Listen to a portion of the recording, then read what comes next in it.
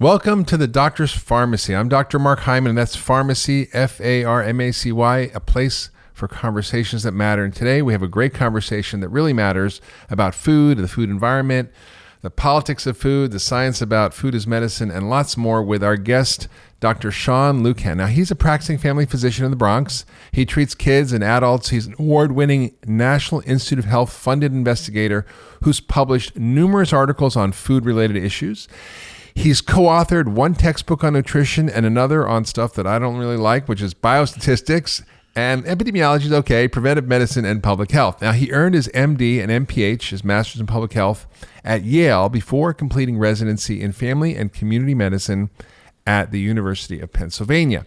After residency, he completed a fellowship in the Robert Wood Johnson Foundation Clinical Scholars Program, which is a big deal, where he earned his master's in health policy research. He's currently a fellow at the National Academy of Medicine, formerly the Institute of Medicine. And that is a big deal, guys. The National Academy of Medicine is the epicenter and the epitome of the best in science and medicine. And you only get in if you know what you're doing.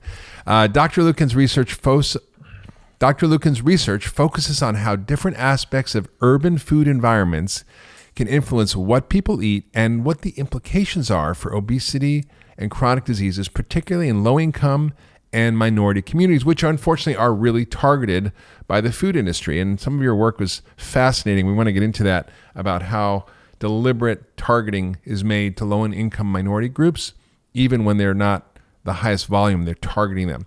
Another focus of his work is the critical examination of the clinical guidance and public health initiatives that are related to nutrition. In other words, how do we make science into policy? All right. Welcome, Dr. Lucan. Thanks for being here. Thanks for having me. Thanks for the intro. Okay. So you're a family doc. You're interested in community medicine. I'm a family doc. How did you get interested in this issue around food? Because clearly we don't learn about food in medical school and residency, and we certainly don't learn about health policy. We don't learn about the politics of food.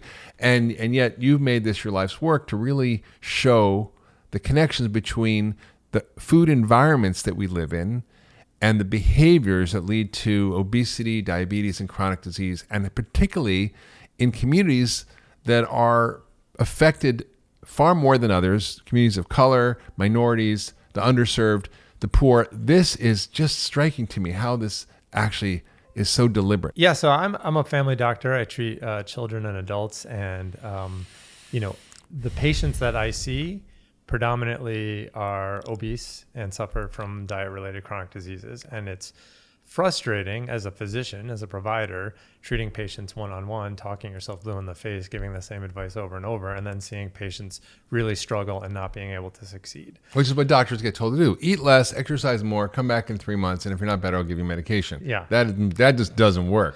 Well, that doesn't work. And part of the reason it doesn't work, especially in the communities where I work, is that there are such environmental obstacles or contextual barriers to people doing the things that they would otherwise want to do, be motivated to do, and just are challenged in getting done. I routinely counsel patients on diet and nutrition and making good, healthy choices and optimizing their eating. And then they go out into a world where that, becomes a real difficulty for them. So during residency, I remember we did this community survey where we went out and just kind of looked at the neighborhoods and saw where our patients were living and tried to understand, try to see life through their eyes. Mm-hmm. And actually went out into the community, in people's homes and their environments, and actually got out of the clinic, homes and the office. environments, but also into the stores and into the retail environment. Mm-hmm. And having an interest in nutrition, one of the things that I wanted to focus on was food sources. And so we went into, community grocery stores, and it was there that I took a picture that I still use in presentations to this day. It's this, this improvised wooden bin of kind of moldy onions and old potatoes. And Yuck. That was the produce section, of a supermarket. It's called supermarket. Old, ugly, rotten produce, right? Terrible, right? And so, and that, was right next to shelf after shelf of, highly processed, refined, sugar added, salty, unhealthful snacks that and addictive and colorful, colorful and enticing and all those things, right? Heavily so marketed, just kind of an overwhelming incentive or an overwhelming impetus to eat poorly or to do, to not have the best diet. It was hard to make the right choice, easy to make the wrong choice. That's exactly right. I mean, the default was the default was to not do the healthy thing. So embedded a little bit in what you're talking about is the idea, I think that's pretty strongly held by most nutritionists, doctors, certainly policymakers, and certainly the food industry, which is that it's all about personal responsibility, that your choices are your own, and that if you make bad choices, it's because it's a moral failing or you're weak or there's some issue with you that guides your choices. And if you just were serious about your health, you would just eat less and exercise more and everything would be fine. What's wrong with that idea? I think that's absolutely preposterous. I mean, I in my patients, I'm struck by how motivated people are, how much they want to get better, how much effort they put into doing the thing that will help them be healthier, and yet being stifled in every at every turn by an environment that's just not supportive of those efforts. And so it's really, it's really not a matter of will or willpower or determination. I mean, my patients have,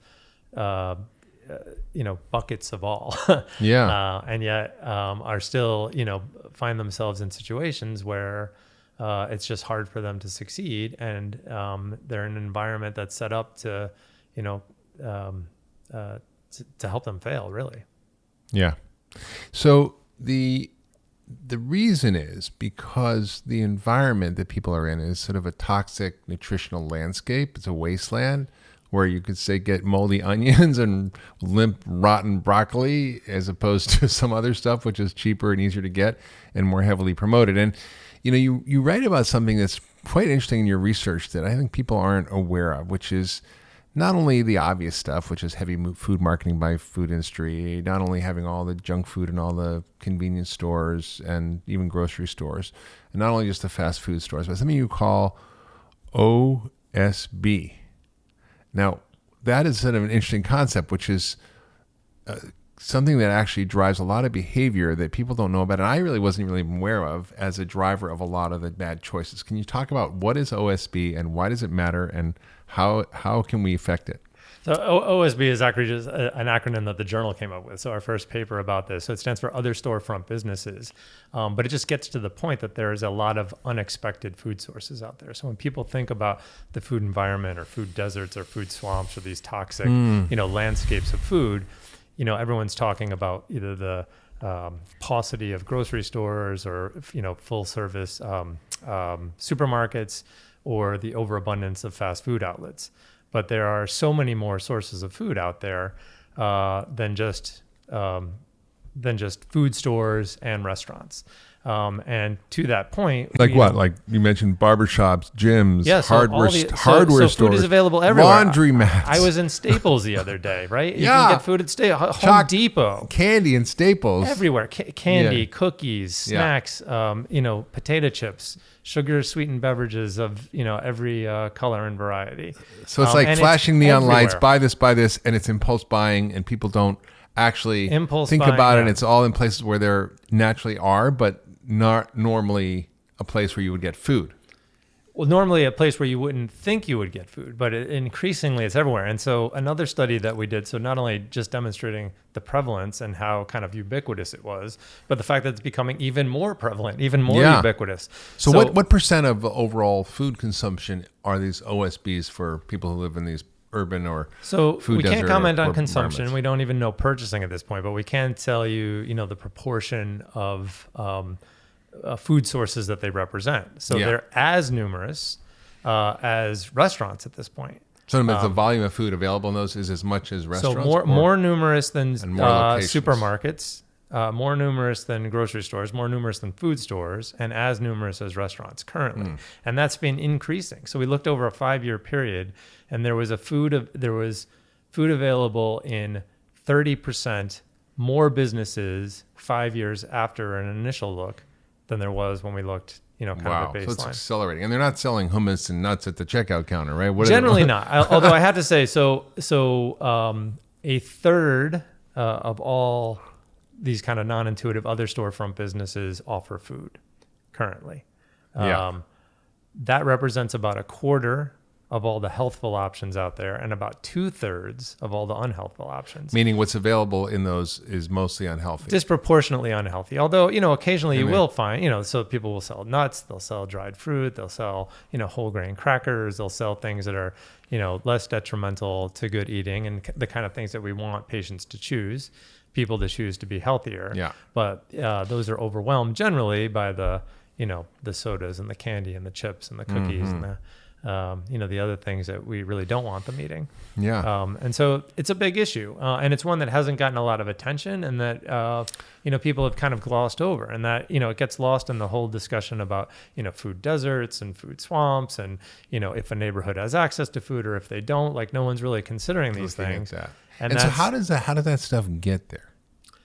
Well, how does it get there? I think it gets there because it sells, right? So the food industry is deliberately creating another channel of distribution. Yes. Sort of under the radar. Yes. That is hugely impactful and provides the volume far greater than we estimated. We have every reason to believe that it is. And, what my research has demonstrated, and, some of this is published already and some of it is in press or under production, but it's showing that the greatest, the food is more prominent, more prevalent, available in more places, in more challenged neighborhoods, in neighborhoods that are more disadvantaged, that suffer from diet and diet-related diseases.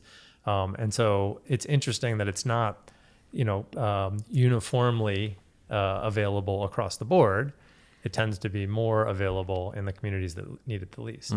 So it's pretty amazing. You're not just sort of living your ivory tower, writing about this stuff. You're literally working in the Bronx, in underserved neighborhoods with the poor and minorities, seeing this stuff every single day, living and working in that environment. Yeah. So you've written a lot about how do we start to change these toxic food environments? What are the levers that we can pull? What are the strategies that we can use to help shift that? Because at the end of the day, it's the food system and the food environment that is the bigger determinant by far of health, obesity, diabetes, chronic disease than personal choice and responsibility. And that's really clear. I think it's not certainly the consensus, but I think if you look at the data, there's no question about it. So what are the kinds of things that you've talked about? 'Cause it's not just, you're not just sort of criticizing this. You're talking about how do we change the food environment? What can we do creatively to actually make a difference? And how do we build on those things and scale them? So I think there are a lot of levers at a lot of different levels. Certainly for physicians, for health systems, I think there's a lot we can do. Or I think there's a lot more we can do. And there's been some glimmers of hope and things that people have done already. So for instance, in our clinic, we've experimented with a bunch of initiatives to help address the issue of food access in communities and try to improve that. One thing is a fruit and vegetable prescription program. So not initiated by us, but something that we tried and glommed onto. So this is a strategy whereby, patients come into the office, they are suffering from obesity or diet-related diseases, have a need for better food in their environment, and we write them a prescription just as we would for a medication or a device or any other. Like 6 nuts 3 times a day. Well, we write them a prescription that says you should be eating more fruits and vegetables, or generally, some amount of fruits and vegetables. Yeah. And then that serves not only as written advice from a physician, from a doctor, from a trusted source to do the good thing, but it also served as a coupon to then take to a local store to subsidize the purchase of those healthy foods. So how is the mechanism of payment there? So the doctor writes a prescription. Gives doctor the writes a patient. prescription. Does insurance pay for the groceries? The insurance does not pay for the groceries. So this is grant money, right? And so it's basically philanthropy. And seed money. Well, it is. And then, but so the idea is to get it started. Yeah. And then it's working with the local stores, the corner stores, so that and grocery stores, and in some cases we also used farmers markets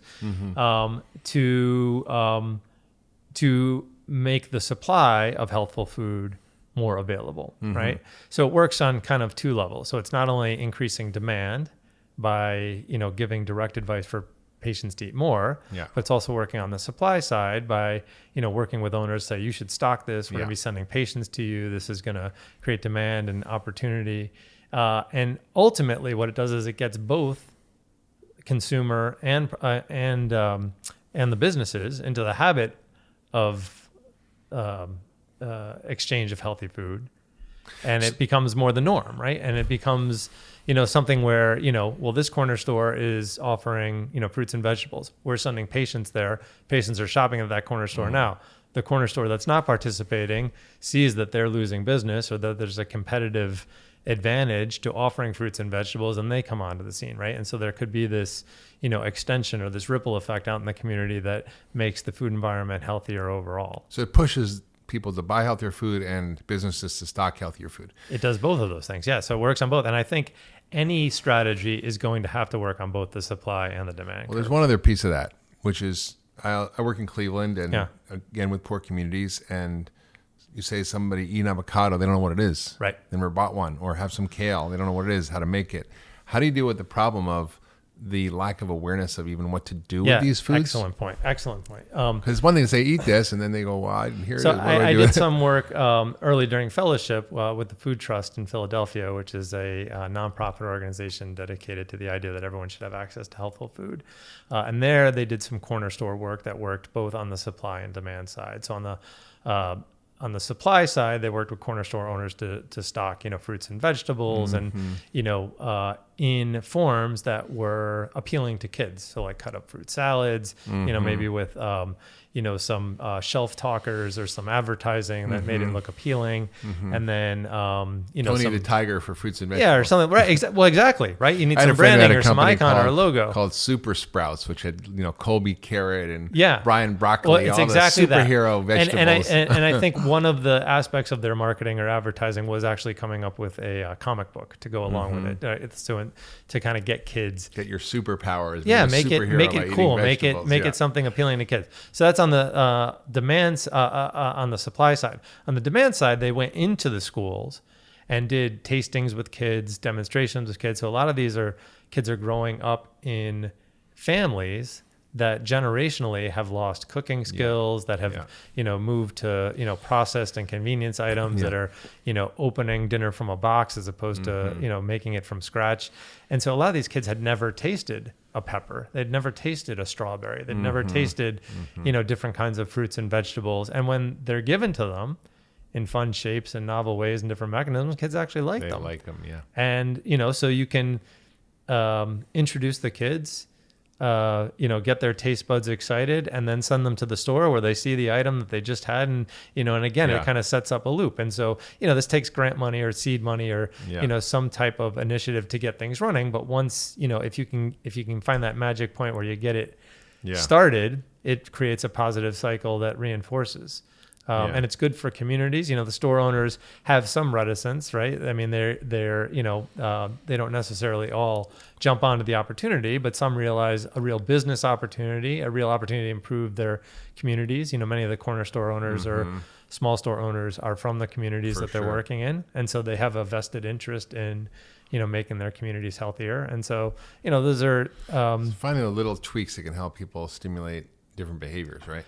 Absolutely, little tweaks. And I think the more the better, right? Yeah. So like the food industry spends, impossible amounts of money promoting, marketing, making available billions stuff. The stuff that we just do not want patients eating are the things that are making patients sick, quite frankly. Yeah. I mean, they're selling sickness. Yeah. And to counter that, we need as many strategies as possible. I mean, think about it. I think the data changed, but anywhere $10 and $13 billion spent on just advertising and marketing poor quality food. And the worse the food is, the more marketing and advertising they devote to it. And it drives behavior, and the average kid sees 6,000 to 10,000 ads for processed junk food on TV and media. And probably now, it's hard to measure, but through social media and stealth advertising, it's probably even more. It's more surreptitious. Even before, they used to say, here's a picture of a baby in the 50s drinking 7-Up and Coca-Cola and how good it is to get them to drink their formula. That's obvious and terrible. Nobody would go for that. Now it's all subliminal. It's celebrities. It's kind of friend marketing, and it seems like it's authentic and natural, but it's not, and it's deliberate, and it's one of the drivers of so much of the behavior. It's a problem. Yeah, well, and to your point about surreptitious advertising, and I should come back later to some other strategies that we're using in the clinic to help counter that. But we did a study in the Bronx actually looking at subway advertising. So this is something that no one had really looked at before. I mean, people have done this studies. is shocking. Everybody listen in, because this is shocking. Well, so I mean, people have done studies looking at TV advertising and advertising on computer games and advert games and video, and all kinds of screen media. But there hadn't been a lot looking at the environment where, patients, or particularly children, are living, are playing, are going to school, are commuting back and forth. So we decided, wouldn't it be interesting to go and see what was being promoted in the subway system, in the subway stations. And so we rode every subway line in the Bronx, got off at every station, and looked at every ad. Wow. And characterized it. And so, it's like 68 stations on like 7 lines, and there were like 1,500 ads. And we, did a content analysis and measured their sizes. And particularly, we were looking for promotion of unhealthy foods and beverages. Yeah. What we found was that there was ad for broccoli all over. So there was grass-fed meat. Zero ads, not a single ad for a healthful food product. Nothing, not a single one. Eat almonds, nothing. Nothing. However, ads for unhealthful food products, so alcohol, sugar-sweetened beverages, sugary cereals, processed foods, fast foods, were disproportionately found in stations that were in neighborhoods, home to communities that were challenged by, various demographic and diet-related issues. More diabetes, more obesity, more diabetes, more poverty, more hypertension, more hypercholesterolemia, high cholesterol. These are poor minorities. And then also more poverty, lower education, more children in the neighborhoods, more foreign-born, more immigrants. Right, so ads disproportionately. So we looked and we said, well, maybe it's just a function of the fact that these are just the biggest stations, right? So like Yankee Stadium is a big outlier. It's a huge number of ads in Yankee Stadium. So maybe it's just a function of foot traffic, right? So, advertisers are just, selling to the eyeballs. biggest possible many audiences. Eyeballs, right? Yeah, many eyeballs as possible, right? So they're just, putting their money where where they can reach the most eyeballs, and it just so happens that those are in these neighborhoods. Well, it turns out exactly the opposite. So it turns out that those unhealthful ads were not related proportionately to the amount of foot traffic or the number of eyeballs. The inverse was true. So it wasn't that they were trying to reach the biggest audiences; they were trying to reach select audiences, and the select audiences that they seemed to be trying to reach were those who were most challenged, right? So poor, minority, foreign-born children living in poverty. So this is important for people to just pause and understand what this is about. So basically, these are areas where the worst affected by obesity, disease, poverty, where the minorities live, people who have lack of education and are the most burdened. Yet by volume of people, the number of eyeballs, it wasn't the greatest. It was just the ones that were at most risk. Now, why is that happening? Because it's much easier for the food industry to sell people who are already eating poorly more bad food than have you or I start to eating Coca-Cola, drinking Coca-Cola, or eating processed food, or having junk. So they target existing communities to create what they call heavy users. Michael Moss talked about in his book, Salt, Sugar, and Fat. This is a deliberate strategy by the food industry. Now, when you say, well, they're not bad actors, or just have legacy products, they have unintended consequences, they're trying to shift their product formulation. Okay, they are. Maybe they are. But they're also employing these nefarious tactics, which are targeting the most at risk, and the ones who have the least amount of ability to stand up and have a voice for what's going on, the least ability to understand it, and also the most affected. I mean, this is, in my view, criminal. I agree 100%. And I think it's awful. And I think, the silver lining that came out of that research was that it happened to be published at a time when there was a huge campaign and a lot of effort and interest in getting alcohol ads out of the subway system, out of mass transit. And what we were able to document was that among the unhealthy food products or food and beverage products that we looked at, we were able to subtract out alcohol and saw that the same relationships held, right? So the same disproportionate advertising, the same targeted marketing. And so that was compelling evidence to then bring to the MTA, who runs the subway, to say, this is just unspeakable, right? And it moved people. I mean, it was one rare case where evidence can influence policy, and that's unusual and rare in this day and age. But it wound up, a unanimous vote to take alcohol ads out of mass transit vehicles and properties. So across the whole system. So that was a win. However, as with any, public health win or initiative, you have to worry about unintended consequences. So I was really happy about that, children are no longer going to be, children, minorities, the poor, uneducated, or lesser educated rather, are not going to be exposed to alcohol ads on their daily commutes or as they go around the city, go to and from their homes.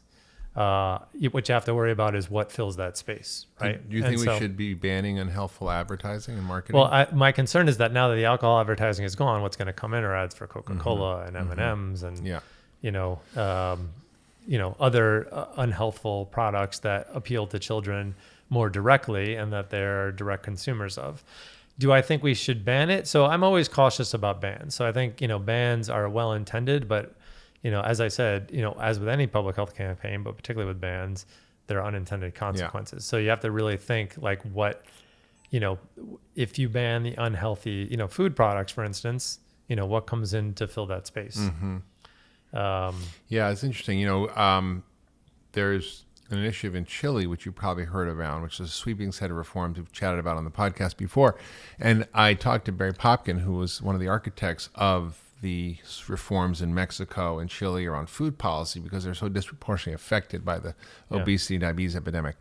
And what he said was they got a bit of funding to look at the impact of the change of these policies. And one of the policies was eliminating any character cartoons from kids marketing or any products, right? So cereal boxes can't have superheroes or anybody else on there. They eliminated any advertising in movies, print, radio, TV, I think even online for kids between 6 a.m. and 10 p.m.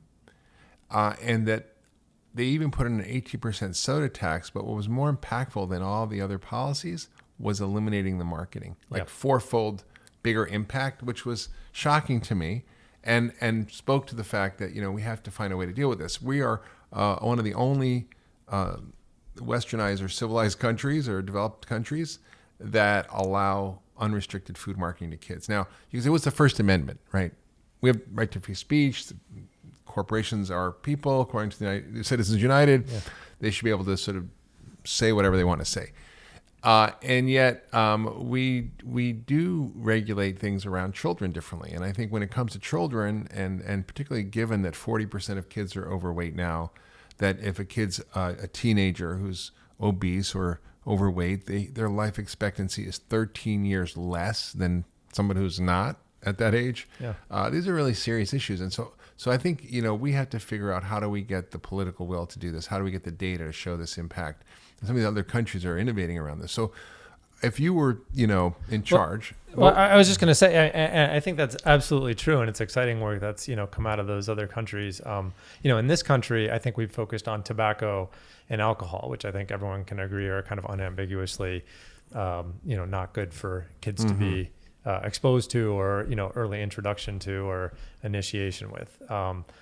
It gets a little tricky in the food landscape because, it becomes a question of, well, what is healthy, what is unhealthy, and how do you define that? And I actually think, marketing for healthy foods could be a beneficial thing. I mean, as you mentioned earlier, put a cartoon character on some broccoli. They don't eliminate marketing for food, just the unhealthy stuff. Well, and then but then it becomes, how do you define unhealthy? And then what is I healthy? think you and I could unhealthy? probably agree on how to Well, we define probably unhealthy. could come up with some definitions, but, and this is what, the pushback from the sugar-sweetened beverage industry. And one of the tricky, nuances and caveats has been tried in different municipalities, right? So, certainly sugared sodas, right? But do diet sodas fall under that, umbrella? Philadelphia thinks so. Do juices, do juice drinks, do flavored waters? Yes. Right? So, it becomes a sticky issue. Well, I just got back from Abu Dhabi, and it's an interesting, it's a benevolent leadership there, which is fairly autocratic. They can make very easy, quick decisions, and They're not beholden to the food industry because there's no taxation in the country. They get no revenue from the food industry. They really don't have investments in the food industry. There's no way for them to influence policy. And they have this massive obesity and diabetes epidemic. And they put in 100% tax on energy drinks and a 50% tax on soda. And one of the products was Red Bull that was impacted. And I think the finance minister from Austria, he said, where I think Red Bull's from or something, called the guy who was sort of in the government and said, hey, what's going on? We're seeing a 70% reduction in consumption of this. Yeah. And we're going to have to lay off all these people. It's like, well, we made the policy. We're sorry. That's how it's going. And the pushback from the food industry is quite strong. Well, and no doubt it would be. I mean, it cuts them directly into their profits. And this is, by the way, this is a government official calling another government official saying your policies are hurting our companies, which is, not in the public health's interest. Right. Well, so even with the success that's been seen with some of these measures, a lot of that success has been narrowly conceptualized or focused just on food. And I think, particularly with advertising, as I mentioned before, if advertising for food is eliminated, something else comes in to fill that space. And if that something else is not good for health either, let's just say, in this country, we don't have tobacco advertising. Well, let's just say, you eliminate food advertising and now tobacco advertising comes in, or e-cigarette advertising comes in, or advertising for, misogynistic movies or things that, right, like that impact people's health in other realms other than, food or what they consume, that's not necessarily a net benefit for public health. And so I think that all has to be considered. And likewise with the sugar, if your, Red Bull sales go down or sugar sweetened beverage sales go down, maybe that's a good thing, but does that so maybe people aren't spending their money on their sugar sweetened beverages anymore. Now they're buying cookies and cakes and sweets instead and drinking, is that necessarily the win? Is that a better, well, I think they're looking at overall health. They're looking at obesity. I think you have to look at overall health. And I think that's one of the problems with past research and one of the, one of the things where I think research and policy and awareness needs to move into the future is that you can't narrowly look at single ingredients or single foods or even diet in isolation from broader lifestyle and broader health. I think you have to look at the whole picture and see what the ultimate impact is on people, on communities, on quality of life. Totally. So you talk a lot about food as medicine and when food isn't medicine. And you really highlight the lack of nutrition education in medical school that's been talked about. And you're a doctor in a healthcare system, and yet it's clear that the solutions aren't necessarily in the doctor's office. And you've really done a lot of work on looking at what are the approaches that a health system can take to own the health of their populations and communities through better health and nutrition practices. So what are the kinds of initiatives that you've explored that could be fixes to the food disaster that's in the communities that you see? Yeah, so I mean, as you said, and as I mentioned, it's frustrating in clinic to engage with patients one-on-one and face all these obstacles. And so I think, the real solutions come from getting outside of the literal boxes of doctors' offices and clinics and hospitals and out into the community and making it so that the environment better supports people's motivations to be healthy, right? And their intent to do the right thing and to help them. And so, as I said, we've done some work in our clinic. I mentioned the fruit and vegetable prescription program. I mentioned some of the work that the Food Trust has done.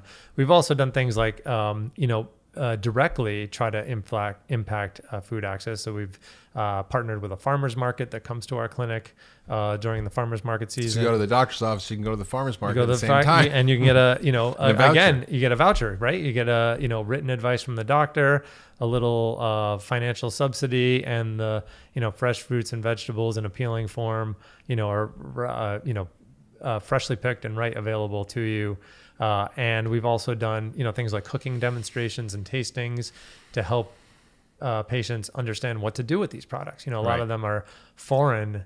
A lot of the products are foreign to patients, right? They haven't seen them before. They haven't tasted them before. They don't know what to do with them, how to prepare them, if they'll even like them. And to shell out money for that is a big gamble and risk and not necessarily someone's going to take unless you can demonstrate to them, oh, this is what you do, and this is how easy it is, and this is what it tastes like. And they want to know. And they want to know. Oh, they absolutely want to know. We did a cooking class at Cleveland Clinic in one of the hospitals. 300 people showed up. Yeah. And we demonstrated how to make smoothies and different healthy foods, and they were just so engaged. And these were not, sophisticated, people who were shopping at Whole Foods. They were people who just wanted to get better health, who were often disadvantaged. Yeah. And I think that's crucially important. Other things that we've done are things like bodega, helping bodegas redesign. So going out into the community, into the stores around our clinic, and speaking with owners, trying to incentivize them to stock healthy foods. The fruit and vegetable prescription program. So you walk into the bodega with your white coat and you say, hey. You might even go in as a group of white coats and say, yeah, hey, I'm a doctor in the community. I care about the community. You're working in the community. You come from the community. Is there something we can do to help incentivize you to store healthier products, or where can we make some movement? What do they say? Nobody's going to buy it. They're not going to. Sometimes they do, so you see what you can negotiate and see what you can experiment with, and sometimes it happens just by patient demand. If I tell patients that if you're going to be choosing bread, you want to choose like a whole grain bread or a sprouted bread, and they go to their store and they tell me all they have is white bread. Well, then that starts a conversation with the owner, and the patient says, my doctor tells me I should have whole wheat bread. Would you carry whole wheat bread? Yeah, it just astounds me that white bread, particularly bread, is just as bad as sugar, if not worse. Yeah. And they still put high fructose corn syrup in the bread. I don't understand. And 5 other kinds of sweeteners. Well, so talking about solutions outside of cake bread. Yeah, no, it is dessert bread. And I think, that gets to a bigger issue. So before I mentioned there are many levers on many levels, and that gets to a bigger level of, our food production system and our subsidies and, how we do crop management in this country and what we focus our interests on. The amount of interest, effort, and resources that go into producing corn and soybeans and, other commodity crops that get then highly processed and injected into virtually everything is astronomical. And if we better, aligned our systems with healthy food production, I think it'd be better overall. So Farm Bill revisions. Well, Farm Bill revision, but so it'd be better for us as consumers, and then there's also arguments better for us as a planet, right? So we are. Our health is also related to the health of the planet, and when we don't, respect the earth, this just happens to be where we live, and we don't have a lot of options to go elsewhere. So people don't realize that eating processed food made from corn, wheat, and soy is actually a huge contributor to climate change. People think, if you eat meat, it's going to be the problem. But no, the way we grow these commodity crops destroys the soil, depletes the water supplies. The carbon can't be held in the soil. Reduces the forests. Clear cutting to raise more of these crops. And so we're destroying the rainforest of the prairies, which is the soil, which actually probably has a bigger capacity to hold carbon. And when people don't realize that. So you're thinking, I'm eating, soy, corn, and wheat. I'm a plant-based diet, and yet you might be just as big a contributor to climate change if you're not aware of how the food is grown. Yeah, although I will say that those corn and soy products, a lot of those are used to feed our animals too, right? That's the other problem. So the animal agriculture, it's like double. The animal agriculture doesn't get a pass here. No, it's a double whammy. It's a total double whammy. But that's part of the animal production system and part of our factory farming, highly commercial industrial processing, right? So we've kind of gotten away from everything has become big ag, big production. So what about small ag? You talk about some of the initiatives you're doing with community gardens. Community garden, yeah. So we had a community garden at our health hospital. System intersect with how does that happen? These are all little small projects that I think can grow and blossom, right? But I think there's real interest in that, and I did a study in Philadelphia during fellowship where I talked to patients, community residents really, about their incentives, about the things that promote healthy food production and the things that get them to eat otherwise. Yeah. And one of the things I heard, we did a whole wide swath of patients. In the older patients, predominantly they were from the South, they were from farming traditions, they had grown crops as kids, They still engaged in gardening, and they were, involved in food production. Whereas as you go through the generations, there's a loss of that food production knowledge. There's a loss of that food preparation knowledge. There's increased reliance on convenience and processed and packaged items. And so bringing that back, there is a knowledge base there, right? I mean, so the old heads in these communities were very much in favor of, producing food and growing food and community gardening. And I think get really excited when there are initiatives like that where, they don't have to rely on the food industry to, supply, these almost unrecognizable, things that they would never have eaten as kids, but now have become part of their, regular dietary pattern, in old age because, our food system has changed so dramatically. So I think, there is opportunity there. It's huge. And you get kids involved and they love it. They love gardening. They love growing They're food. astounded, but they can't believe that food grows on a plant. Yeah. My daughter thought we grew eggplants. She was like, where's the egg? She was like, I'm going to pick this. Maybe it's the egg. No, but when you see a piece of fruit on a plant and the earth, the soil, the plant produce that you eat, because otherwise their whole conception is divorce. It comes in a shrink wrapped package that they open up in the store and they think, fruit comes from a can or fruit comes from a jar. No, fruit comes from the plant. It comes from the earth, and you can grow it and you can be self-sufficient, and you don't have to rely on industry to provide you with inferior product. You can, be a part of that, and so in urban landscapes, that's more of a challenge. I mean, there's space issues and stuff, but there are definitely lots that have been converted. Sure. Got to bring in soil from the outside.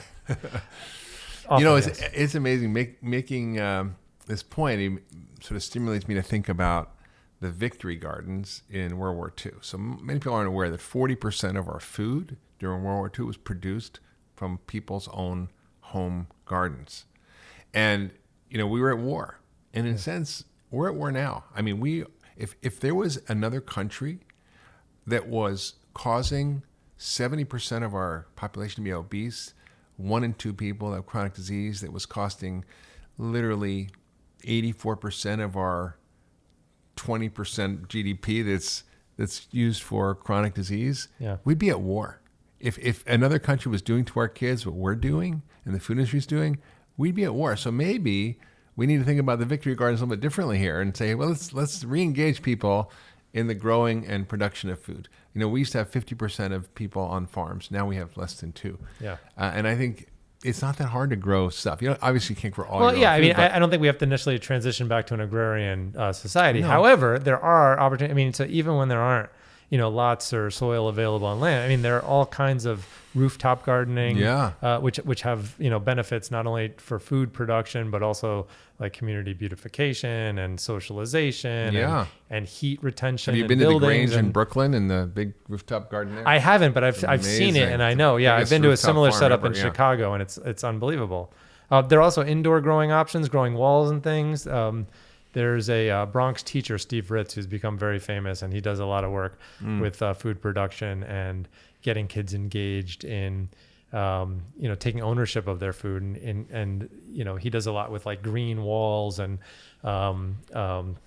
indoor growing options, which are perfectly viable and something you can do even in the city, and require a lot less resources than people think, and can be beneficial on multiple fronts. So you're not just sort of conceiving of these things; you're actually implementing these things in the Bronx and poor communities. What changes have you seen as a result of that? Well, locally, so with our programs around our clinic, with like the bodega or small store redesign, with the fruit and vegetable prescription program, with the farmers market, with the community gardens. We've also done things like bodega walks or grocery walks where, you go out with a nutritionist or a doctor into the store, you do kind of a guided tour of the shelves, how to read a label, how to look Hopefully at it's a doctor who knows something about nutrition. Yeah, exactly. It's you and one other guy in Bronx. Right. People motivated and educated and informed to do this kind of work. But through that, patients become more engaged, more involved, more aware, more motivated, and better prepared, better able to navigate these challenging environments. So, in many cases, you see the change in your clinic and patient outcomes and their health. I can point to select examples, right? I can't say that that's across the board, but there's no question that a better prepared patient is better able to make changes, implement them. And I've had many patients who have been able to get off medication, improve their health, improve their their numbers, so to speak. The ways that we kind of track their progress from a chronic disease standpoint, just by virtue of making these lifestyle changes, just by virtue of changing what they're eating, or making tweaks to their food shopping and preparation and consumption patterns. That's interesting. The issue is, how do we shift health practice and health policy to motivate these changes? And right now, I would say we really don't have evidence-based medicine in America. We have reimbursement-based medicine. Yeah. So there's an interesting pilot you probably heard about for a food pharmacy by Geisinger Health Systems in Pennsylvania, where they took food insecure diabetics. These were people who were just worried about where they're going to get food. They don't have a lot of money. They're poorly controlled. They're just struggling. They identified these patients. They gave them $2,400 a year for food pantries and groceries. Then they provided the support for them to actually know what to do with it. Yeah. They provided health coaches, nutritionists, education, support groups. And they followed these patients for a year. And the average patient, because they were having amputations and hospitalizations and complications, their costs were astronomical, $240,000 per patient. Yeah. And in 1 year, just by giving $2,400 of food and a little social support, they were able to save $192,000 per patient. That's 80% savings, while dramatically improving their health and lowering their hemoglobin A1C, their average blood sugar, and getting them off medications. Yeah. And yet, this is not something that's paid for. So, and I think that's the critical point. I mean, I think you alluded to that before. Like, how, it's about political will and who bears the cost. So there can be tremendous cost savings, but who reaps those benefits, and who pays to get these initiatives started. And I think that misalignment is one of the big barriers or issues right now. But I mean, there are a lot of strategies that you can experiment with. Yeah. There have also been, health systems that have experimented with food pantries actually in the health system themselves, or in the hospitals, that have done CSAs, so community supported agriculture, where local farms will come and deliver a box of goods that patients can pick up at a clinic site or at a hospital site or things like that. So there are ways to engage, and actually one of the things that I've been interested in, and that my research has, kind of got me thinking about, is how do we change the landscape that is changing, right? So this landscape is becoming more unhealthful. Right. So there's more food available, and more of it is less healthful. Some of that work's published already. Some of it is under production and should be coming out soon. But we've documented that over time, there's more food available in more places, and more of it is just not good for good health. Right. And so much of that is driven by the storefront landscape, right? So the food stores, the restaurants, but then these OSB or other storefront businesses. And so what do you do to combat that? Or what do you do to work against those forces?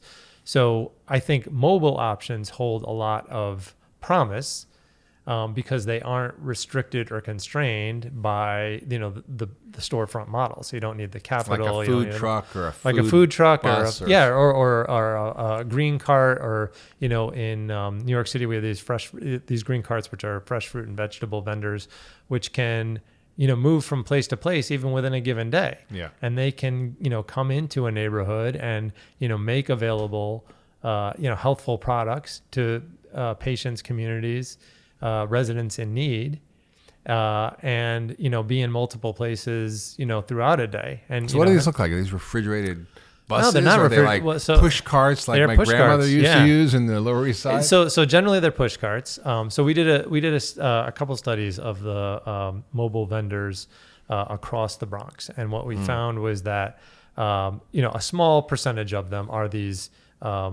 Department of Health condone endorsed green carts. So this is a city program, which is unprocessed fresh fruits and vegetables, which are available on a push cart and can go into neighborhoods that are, the city has designated as challenged, which is most of the Bronx. It's almost the entire surface area of the Bronx. That said, though, we found that the vast majority, so over 2/3, or about 2/3 of all the vendors out there were unlicensed, unpermitted, and people just selling, impromptu from, improvised setups out of the back of a car, out of the side of a van, and out of a blanket on the street. I think that's great when they're selling healthful foods. The majority of the time they're not. So the majority of the time they're selling junk, chips and candy and cookies and homemade pastries and, other stuff. So However, this is sort of a natural sort of industry that's in those communities. It's a natural industry in the communities. However, there are vendors that are selling, fresh fruits and vegetables and healthier products. And I think if we can incentivize those, if we can, make it so that there are policies that, support and promote the placement of those types of vendors in communities in need, and getting them to people that would really benefit from having access to them, then I think that could be a real positive thing and, could reap. So how do you support these mobile vendors? Well, there are a number of ways. So, I mean, one thing you mentioned, so they are selling perishable products. And so, and fruits and vegetables aren't necessarily cheap, right? So if you can come up with like some bulk purchasing arrangements so that they can negotiate for like lower prices and, have them kind of buy en masse to help keep prices down, that's one thing. Another thing might be, supporting the purchase of the vehicle themselves, right? So, I mean, that's out of pocket money for the vendor, but if they could be some subsidy just in terms of, loans for the cart or for the van or for the truck or whatever vehicle they're vending from, or some prioritized some special treatment in terms of the permitting or licensing or where they can sell or things like that. So these are organically developed businesses. These are not something that some company designs that we're going to create mobile food carts. They're just like there already. Well, the green carts are a city program, the official green carts. Yeah. But other vendors are largely, a gumption of some entrepreneur. And you're thinking of how do we partner with them to... How do we partner with them to to incentivize the sale of healthy product and then the placement of vendors selling healthful products in the communities most in need, and then also restricting, those selling less healthful products or selling the people selling the cotton candy and the hot dogs and the the donut trucks and those kind of things. We don't necessarily need more of those. The ice cream van coming around. No, it was interesting. There was an article in the New York Times in this whole series called Planet Fat about Brazil and how in these poor communities way up in the mountains they had these little push carts, but they were not filled with healthy food. They were filled with processed food and sugar. It was thought to be healthy and promoted as better than in poor communities that didn't know better. And so they're thinking, well, we're just going to have this powdered shake or we're going to have this processed this or that, and it's healthy. Yeah. And it's, shifting to a model where you actually, my family moved here from Russia and Poland at the turn of the century, 19th century, and my great-grandparents all had push carts, selling pickles or, like sewing stuff and thimbles. It's like that's a whole different way of actually creating a more distributive, egalitarian, and better quality access to food than is in these communities. Right. Yeah. But it's challenging, and it's not. I shouldn't represent it as a single solution or even the solution, but I think it's one strategy that could be helpful. I mean, one of the challenges and one of the things that our research made clear was that not being protected in these enclosed boxes, these are vendors who are vulnerable to the weather, right? And so when the weather's not nice, they're not out. I mean, and if it's hot out, your lettuce is going to be kind of gross and wilted. Well, that's another issue. So like the perishability and how quickly you have to move product is another issue. But so weather plays a key role, and then also the distribution of unhealthful to healthful currently is not ideal. So do you find yourself like a unicorn in the health system in the Bronx? I mean, is there interest in this? I mean, are you just out there in the wilderness crying and Nobody's paying attention, or like what? Because it No, just no, seems like no. People are definitely. It seems like interested. such I think that different model of like how you're yeah. thinking But about no, treating we disease. so and I think our health system is interested, and I think increasingly, as accountable care organizations, and as there's, as reimbursement is linked to, or payment is linked to how communities do, and how much you engage in health promotion and disease prevention, as opposed to just, treating disease when it comes to your door. I think those things all lead to having interest in these types of initiatives. Yeah. And so our health just to be system is clear for about- people who are listening, value-based care means that you're going to get paid for doing the right thing and getting people healthy and better outcomes at lower costs, rather than just doing more stuff. Like right now, everybody wins the more surgeries you do, the more procedures you do, the more visits you have, the more medications. That's how the system is rigged now, and there's a movement afoot to change the reimbursement to pay for actually people getting better and doing better at lower costs, which then motivates initiatives. But the problem with healthcare systems is they don't know how to do this. This isn't their bailiwick. This isn't their bodega, so to speak, and they don't actually understand how to actually be in the community, drive these changes where the problem is. No, absolutely. And I think, the bigger healthcare systems recognize that and are experimenting with it. And, I mentioned some of the initiatives, in our health system and around the country. And what's the health system you work in? It's Montefiore which is in the Bronx, Einstein, and it's probably the predominant provider of care in the Bronx. I mean, it's huge. It's a behemoth, and it engages in a lot of good work. I mean, I think our, Office of Community Health and the community health folks in the health system are, doing a lot of this work, including like some mapping stuff, to see where kind of the hot spots are for obesity and diet related diseases, and then linking that up to, retail outlets and what the food sources are, and, are these the areas that we want to target, and, what are they, where do we want to focus our attention, and that kind of thing. I mean, there's a lot of interesting work, and yes, I don't think anybody knows how to do this, but we're all experimenting and we're all trying things. And I think, like I said, and the leadership in the Montefiore health system is engaged and interested in doing this kind of fully stuff. supportive. Yeah, I think so. That's from great. The top down, because there's benefit to it. I mean, it's a financial win too, right? It's not, as long as you're getting paid it's for it. altruistic, but I mean, like there's, like if you keep patients healthy, you're rewarded for that. If you keep them from getting readmitted, you're rewarded for that. If we're kind of though in that no man's land where all the payments aren't value based, and they're still like we're experiencing that at Cleveland Clinic, where we're trying to create a whole new initiative called Cleveland Clinic Community Care. And that is a wonderful population health initiative to try to do these things, but we're all at the same time feeling the pressure of, how do we, pay the overhead when we have, all these pressures around volume, and it's a tough no man's land. Yeah. Well, and I think to your point earlier, I mean, maybe it's not doctors who should be doing this. I mean, doctors can be engaged in this work and probably should be, and should pay attention to it, but we're not experts in this realm. So do you use community health workers, use health coaches? Community health workers, use diabetic educators, you use nutritionists, you use social workers, it's a whole team. And, through that collaboration and through that kind of team-based model where everyone has a role, something good comes. And are you guys measuring how these initiatives and things are working? The research aspect has been, or the assessment evaluation has been less rigorous. And that's one place where we need to grow. But it's beautiful. I think Bloomberg gave $30 million to assess the impact of some of these policy changes in places like Mexico and Chile, and the impact they have on the health of the population, consumption patterns. Yeah, sure. Well, I think patterns. the Department of Health in New York, DOHMH, Department of Health and Mental Hygiene, has a lot of initiatives in this space and has done some evaluation. I mean, one of the exciting things, I mentioned the green carts, or the, fruit and vegetable vendors. So one piece that I saw them publish, and I never saw the follow-up, this was just kind of a one pager or a brief, but what it suggested was that in the communities where these vendors are placed or locate, or where they find themselves, that there is broader fruit and vegetable provision across the board.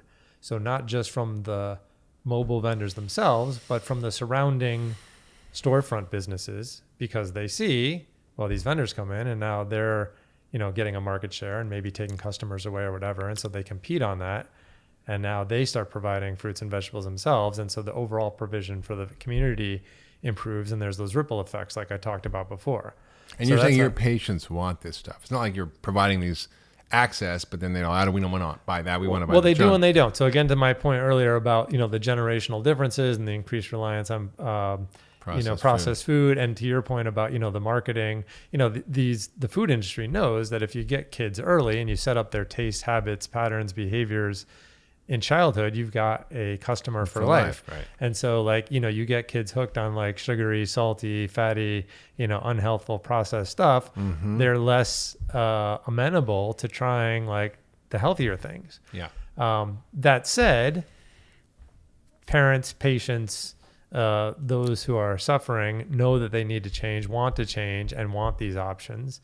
And when they come, I think are appreciative, right? Yeah. They're appreciative of any assistance you can give to help navigate, I think you used the word toxic, and I don't think that's misplaced, the toxic environment, right? This environment that's just overwhelming, this overwhelming ubiquitous abundance of unhealthful, less healthy stuff that's right there for impulse purchases in the communities that need them the least, with just these small pockets of good things to find in the way. And so helping them find those small pockets of good things and how to maximize them and optimize them and make them more available and more available to them. Okay, final question. You are given complete authority Yeah. to make sweeping changes in healthcare and our food system and health policies, food policies. What are the top things that you would focus on to have the biggest impact to transform our disease-creating economy and our bad health, chronic disease epidemic, and our toxic food system? Given what you know, because you've been studying this your whole life and you know more than everybody how to do this. Well, I know more than everybody, but I have done a lot of work in this area and I've thought about it a bit. I mean, I think as a guiding principle, we want to encourage less food from factories and more food from farms. So less food from industrial processing plants and more food from living botanical plants. Yeah, that's on Michael Pollan. Yeah, so if it was grown in a plant, eat it. If it was made in a plant, don't eat it. Something like that. That's a rough paraphrasing, but yeah, I think that sounds Pollan-esque. So I think so. Marketing is key. I mean, I think we've talked about that a few times during this segment, and I think that's a huge lever and one that I think could produce a lot of benefit if we could restrict the marketing of less healthful things and promote the marketing of more healthful things. I think that would be hugely impactful on the demand side. Mm-hmm. On the supply side, I think we have to, subsidize the production of healthful foods and not, reward, these commodity crops that are, overproduced and toxic, not only to us, but to our planet and to broader health more generally. So I think, working on the food production, the supply side, working on advertising, marketing, education, and desire to eat healthy on the demand side. Those are kind of the two things that I would try to address simultaneously, and there may be multiple mechanisms to do that. I don't know that anyone's found the one right solution. I don't know if there is one right solution. I think this is a complex, multifactorial problem that requires a multifaceted approach. Yeah. It's interesting. In Europe, they don't use high fructose corn syrup because it's more expensive. And I talked to the vice chair of Pepsi once, and he's like, Mark, the reason it's more expensive than sugar? Yeah. I said, the reason, because of tariffs. In Europe, it's more expensive than sugar, not here. That's what I mean. In Europe. Yeah, okay. And so, but he said, Mark, in this country, it's so cheap. The government makes it so cheap that I can't afford not to use it as a businessman. You can't afford not to use. That's exactly right. You can't afford not to. So that's the problem. Yeah. So when you live in a world where that's the reality, where you can't afford not to do the unhealthy thing, then you've got a problem. It's true. So dealing with the marketing and the education, all the pieces around what drives behavior, which we know very well from advertising marketing, and two, providing supports and incentives for growing the right kind of food and removing the supports and incentives for doing the wrong kind of food production. Yeah. But I think, so this has been a generational decline, right? So this process has not happened overnight. I mean, it's been insidious in lots of respects, and it's been a process that has taken time to get to where it is. And I think climbing out of that hole is likewise going to take generations, right? You don't just flip a switch and change things overnight. I mean, as I mentioned earlier, taste, habits, behaviors, preferences developed, in infancy or maybe even before birth. Yeah. With exposures during, prenatal, during the prenatal period. Yeah. I would love to see one more thing. I would love to see our government and our states and cities incentivize, pay for, train, and deploy 1 million or more community health workers and health coaches, because you and I as doctors, we're not going to be able to solve this problem. We need people in the communities, in people's homes, like you said, taking them to grocery shopping, showing them how to make something with an avocado, how to actually find the right kinds of foods, what to do with it. People want to know. And that was the most striking thing that you said today for me, was you were dealing with some of the most sick and disadvantaged people in this country. And they want to get better. They want to do the right thing. They want to make healthy choices. They don't know how. They can't get access, and they aren't aware of what to do. And it's just too difficult an environment. So changing that is huge. And I think that's really the message here, is that we have to stop blaming the individual and start changing the environment that they live in a real way with real incentives that I think are happening. There are pockets of innovation and creativity happening. You mentioned a lot of them during this show, and I think that's really what people need to focus on. It's not necessarily waiting for the government to fix it, but people can actually start doing things like the community gardens, like the community support agriculture, like the things that cities are doing, like these green cards. I mean, these are like little solutions that aren't going to solve the whole problem, but if enough of this starts happening, it starts to shift the culture and shift the absolutely. trends. And I don't think you're going to legislate your way out of this problem. And I do think, in terms of cultural shift, and one of the other things I didn't mention that we do in our clinic is group visits. And the nice thing about a group visit is you don't need community health workers. You create a community of patients, and patients learn from each other, and everyone knows something, and everyone contributes to the group. It's so true. And so you get that group think, or that group knowledge. Powerful. Very powerful. Yeah. And then you can have group successes, and you build those groups, and then they translate to broader changes, broader cultural, community, cultural, societal changes, families. And that's another part of the solution, I think. We do that at Cleveland Clinic, and what we're finding is that people who are in the groups have far better outcomes and medical outcomes than the ones doing one-on-one visits with the doctor. Absolutely. Well, because there's social support. There's value in social support. There's value in recognizing you're not the only one. There's value in learning from your peers. There's value in having that support network. I always say community is the cure and group is the medicine. I did a TED. That's good. That's nice. TED Med talk called "If We Can't Cure the Patient, Can the Community?" And I believe strongly that that's really where the focus of healthcare has to be. Well, thank you for joining us. Thanks for having me. This was fun. You're an amazing physician, researcher, thinker in this space, very brave to take on these issues. And if you've enjoyed this conversation, be sure to subscribe to the Doctor's Pharmacy anywhere you get your podcasts. If you like this show, please leave a review. We'd love to hear from you, and we hope to see you next time on the Doctor's Pharmacy. Thanks a lot.